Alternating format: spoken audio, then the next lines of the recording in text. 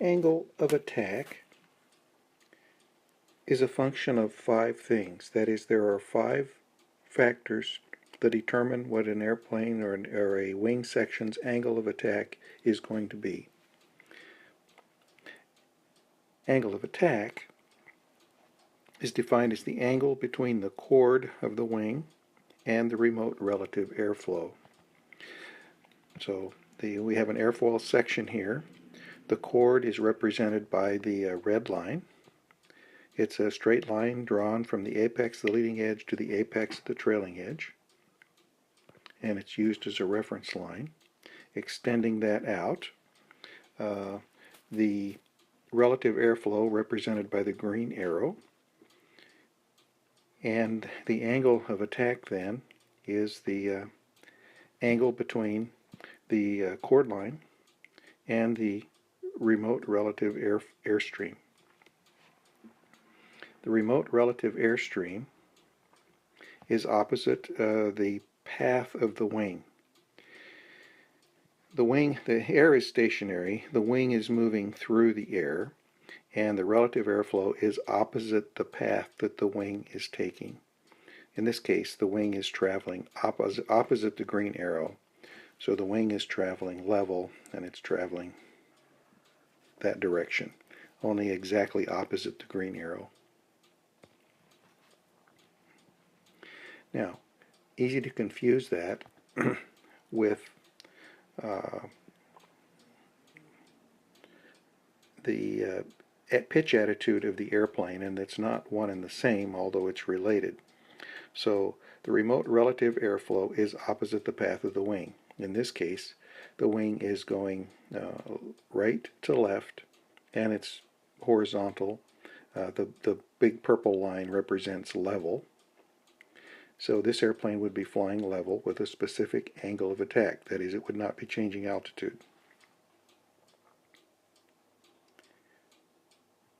In the next example, this airplane is traveling on a descending flight path opposite the direction of the green arrow.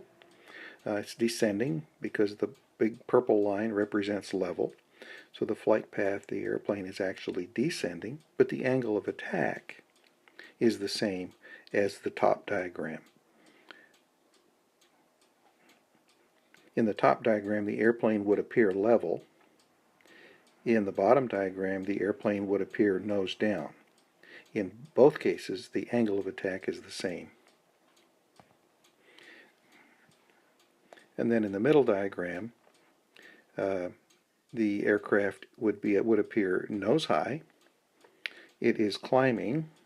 The flight path is opposite the green arrow, so it is getting higher above the ground. The purple again represents level, but in all 3 diagrams, the wing has the same angle of attack.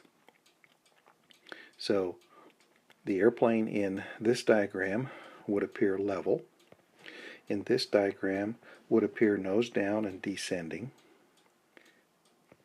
And in this diagram would appear nose up and climbing. But in all 3 cases, the angle of attack is the same. So it's important to establish the difference between what would be the appearance of the pitch attitude of the airplane and the angle of attack. They are different and cannot be confused.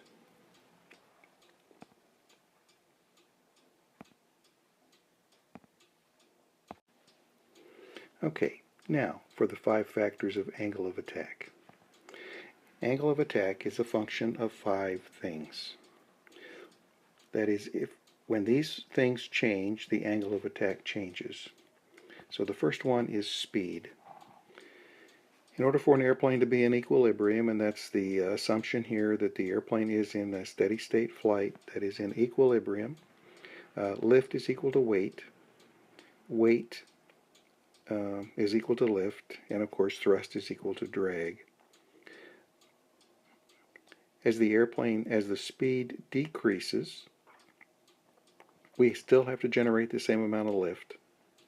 So in order to do that, the angle of attack, if we're going to make that change with angle of attack has to increase. So as we decrease speed, angle of attack increases. As we increase speed, angle of attack decreases in order to maintain the same lift. The next one is air density. If the air becomes less dense, angle of attack must increase because the wing has less air to work with, fewer molecules of air to work with. Therefore, in order to generate the same amount of lift, angle of attack has to increase. And as air becomes more dense, angle of attack decreases. So what this really means is as you climb to altitude, the higher you go, the less dense the air, and all other of the factors remaining the same, as you climb and go to altitude, angle of attack gets larger and larger and larger.